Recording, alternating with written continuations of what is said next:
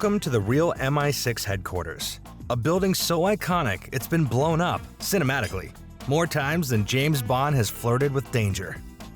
No, the agents don't slip martinis at their desks or launch Aston Martins out of the parking garage. But what really happens behind those mirrored windows? Are there trapdoors, secret tunnels, and escape routes?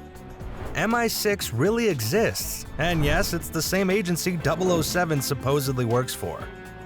On the banks of the River Thames, just across the Vauxhall Bridge in London, stands a building. This is the heart of British espionage. Now, ironically, it's one of the most photographed buildings in Britain. MI6's story begins not with high-tech gadgets or rooftop snipers, but with telegrams, monocles, and a naval officer named Captain Mansfield Cumming. In 1909, as Europe crept toward war, the British government quietly created a secret service bureau to monitor German naval power. Cumming, a man known for eccentric behavior, including stabbing his own leg to test his pain threshold, signed documents as C in green ink. Every MI6 chief to this day is known literally by the codename C, not M as portrayed in the Bond films. The green ink tradition endures. For decades, MI6, which stands for Military Intelligence Section 6, was a nomad in its own city. Its early offices were nondescript, often disguised as import-export companies or departments of the Ministry of Supply. Its very existence wasn't officially admitted by the UK government until 1994, one of the longest denials in British political history. The Secret Intelligence Service, SIS building, as it's formally called, has served as the headquarters of MI6 since 1994, after the agency spent much of the Cold War tucked away in various anonymous office blocks across London. Its exact location was once a closely guarded secret. From 1924 until 1964, MI6's headquarters were at 54 Broadway in Victoria, with a brass plaque at the entrance proclaiming it to be the offices of the Minimax Fire Extinguisher Company. They maintained a degree of anonymity in the early years. Sentry House, located at 100 Westminster Bridge Road, a short distance from Lambeth North Station, served as the next headquarters from 1964 to 1994. At the time, the building's location was meant to be top secret, although, as the Daily Telegraph joked, it was London's worst-kept secret. Pretty much every taxi driver, tour guide, and even KGB agent seemed to know about it. Bus conductors would announce the stop outside the station as Spies Corner, causing all the passengers to peer at whomever was entering and exiting Sentry House. A 1985 National Audit Office report described it as irredeemably insecure, primarily because it was a modern glass building, and additionally, it had a petrol station at its base. It became clear it was time to find a better home. In the late 1980s, the Cold War was thawing, but espionage wasn't going anywhere. The British government decided to consolidate MI6 operations in a single, purpose-built complex. Vauxhall Cross was chosen, not for its picturesque qualities, but for its strategic location. It's close to Whitehall, the Ministry of Defence, and Parliament, just across the river from the beating heart of British power. In July 1988, Prime Minister Margaret Thatcher approved the purchase of the new building for the SIS. According to the National Audit Office, the cost amounted to approximately $240 million for the site and main structure, rising to around $271 million once all the SIS's specialized security and operational features were factored in. Construction was completed in April 1994, and Queen Elizabeth II, accompanied by Prince Philip, officially opened the building on July 14th of the same year. Designed by Sir Terry Farrell, the building combines influences from Aztec temples, Art Deco, and modern militarism.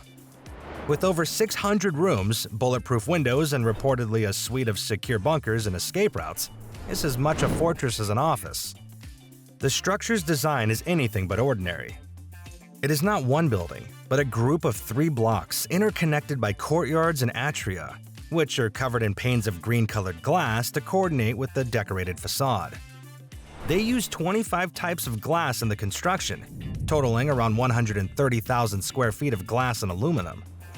For added security, all the windows are triple glazed. Its stepped outline stretches up to a height of 9 stories and extends downward deep beneath the London pavements to provide extra security. But what goes on behind those mirrored panes? Although the British government doesn't offer public tours, and likely never will, over the years, scattered interviews, freedom of information disclosures, and testimonies from former agents have allowed us glimpses into the inner sanctum. As for the staff, they're well looked after. The building includes a sports hall, a fully equipped gym, an aerobics studio, a squash court, and even a restaurant.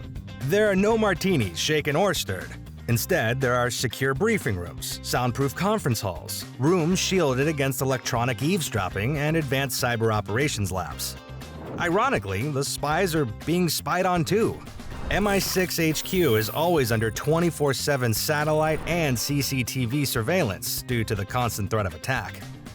Each floor is reportedly coded by security clearance, with movement between zones controlled by biometric scanners, ID badges, and internal surveillance. Even elevators reportedly require dual-agent authorization to reach certain levels. No single person can access everything. And what about the rooftops? According to aerial analysts and security experts, the roof serves as a communications hub, bristling with microwave dishes, encrypted antennas, and jamming systems. Unlike the flamboyant James Bond, real agents aren't tuxedoed playboys. They are linguists, analysts, hackers, diplomats, and yes, field operatives, many of whom blend into crowds rather than dominate them. They're bound by the Official Secrets Act, live largely anonymous lives, and can't even tell most people what they do. Perhaps most intriguingly, the building is equipped with a Faraday cage, which prevents electronic eavesdropping from hackers. This invisible shield transforms the entire structure into an electronic fortress, impervious to the digital arrows of modern warfare.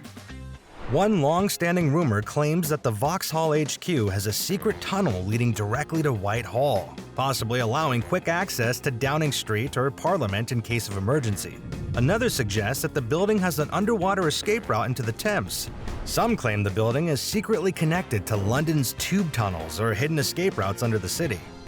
Despite being ultra-secretive, it's one of the most photographed buildings in London, appearing in movies, tabloids, and Google Maps alike. Vauxhall Cross has popped up in several James Bond movies as the iconic headquarters of the fictional 00 section in Q Branch. It made its first appearance in GoldenEye in 1995, and was later dramatically featured in The World Is Not Enough in 1999, Skyfall in 2012, and Spectre in 2015. For Skyfall, they even built a massive 50-foot model of the building at Pinewood Studios to bring the action to life. But not all the explosions were Hollywood magic. Just a few years later, real danger struck Vauxhall Cross. This time, it wasn't fiction. On September 20th, 2000, the building was rocked by a real attack. Dissident Irish Republicans launched a rocket from across the Thames, striking a window on the 8th floor. Miraculously, no one was injured. The rocket pierced the outer wall but failed to detonate properly. It was the first and only successful armed attack on the building, prompting a major security review. Since then, rumors suggest the entire structure has been retrofitted with blast-resistant window systems, radar-triggered anti-drone defenses, and even rooftop anti-missile measures.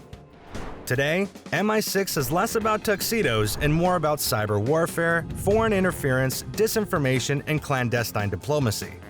Under the current chief, Sir Richard Moore, known publicly as C, MI6 has begun to modernize rapidly, embracing private sector partnerships and digital innovation.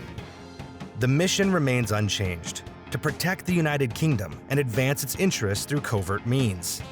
So, next time you see Vauxhall Cross, remember, it's Britain's brain in a bulletproof suit. And if you think this was fascinating, just wait. Our channel dives into everything from haunted castles to presidential limos. Ready for your next mission? Just hit play.